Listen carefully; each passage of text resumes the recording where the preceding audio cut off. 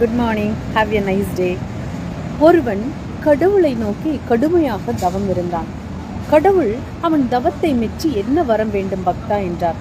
மற்றவர்களின் மனதை படிக்கிற திறனை அருள வேண்டும் கடவுளே என்றான். கடவுளும் வரம் தந்தேன் என்றார்.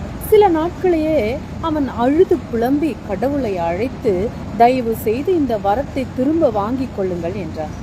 ஏன் என்றார் கடவுள். அனைவரும் என்னை பொய் சொல்லுகிறவன், பொறாமை பிடித்தவன், அடுத்தவன் குடிகெடுப்பவன், சோம்பேறி என்றெல்லாம் நினைக்கிறார்கள்.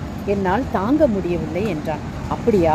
இந்த ஆலமரத்தின் அடியில் கண்களை மூடி படித்துக்கொள், என்ன நடக்கிறது என்று கவனி என்றார் கடவுள்.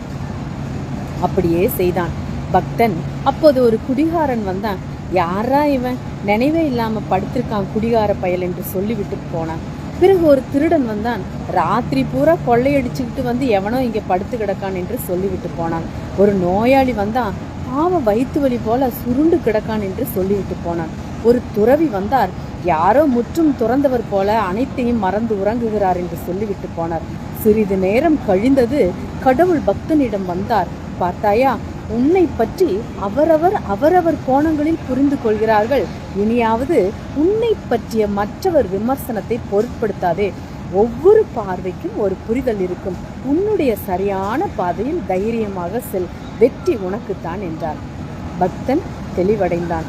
நாமும் தெளிவடைவோம். எல்லாம் கடவுளுடைய சித்தம் இல்லாமல் எதுவும் நடக்காது. வாழ்த்துக்கள். வாழ்க நலத்துடன். நன்றி.